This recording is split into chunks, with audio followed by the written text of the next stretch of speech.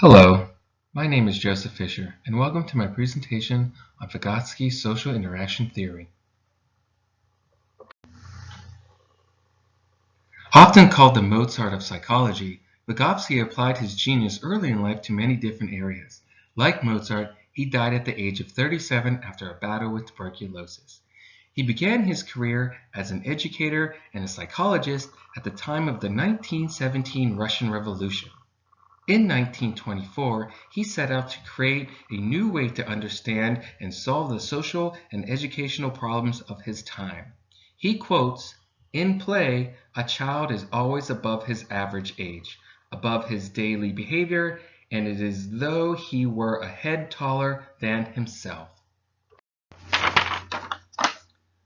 The major theme of Vygotsky's theoretical framework is that social interaction plays a fundamental role in the development of cognition. A second aspect of the theory is the idea that the cognitive development depends on the ZPD, or zone of proximal development. ZPD is a level of development attained when children engage in social behavior, a range of skill that can be developed with adult guidance or peer collaboration exceeds what can be attained alone. Vygotsky states every function in the child's cultural development appears twice: the social level and the individual level, which is intrapsychological, means between people, and intrapsychological, which means inside the child. All higher functions originate as actual relationships between individuals. Vygotsky suggested that play is the main source of development. In play, a child deals with things as having meaning. Word meanings replace objects, and an emancipation of words from object occurs. There's a transfer of meaning as a child imaginary play can think of a stick as a horse, and he or she mentally designates that object or property as the word.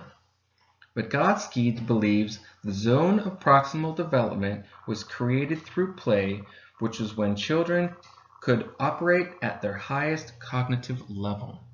He reported that through imaginary play, a child stood a head taller, meaning that they revealed more about what they knew than in other activities. Vygotsky suggested that play is the main source of development in early years. He also argued that the most important cultural tool a child can develop is language. A child's whole cultural development relies on it. Without language, the child is unable to understand important aspects of the society and cannot form adequate social relationships. With that said, Vygotsky's theory does not mean that people are born with zero abilities. He believes that everyone is born with the basic or elementary functions that will get them started on the road to intellectual development. Elementary mental functions include those that come by naturally with birth and growth without influence by an external stimulus. This means that these capacities are learned involuntarily and do not require any thought. In this slide, we will discuss examples of elementary or low mental functions. The first function is sensations. Sensation is when a child's senses automatically deliver a message to the brain so that they may react accordingly. These senses may include hot, cold, sweet, or bitter. The second function is hunger. There are bodily processes beyond one's control, and hunger is one of them. When an infant is hungry, he or she will cry or act restless, and their bodies manifest this fact. The third function is natural memory. Young children are able to immediately commit things to memory in a natural manner, such as the sound of their mother's voice or the taste of baby food. In this slide, we will discuss Vygotsky's idea of the zone of proximal development. Children who are in the zone of proximal development for a specific task can almost perform the task independently, but not fully. With the appropriate amount of assistance, these children can accomplish the task successfully.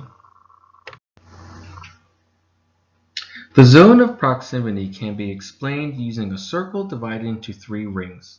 The inner circle represents what the child can already do.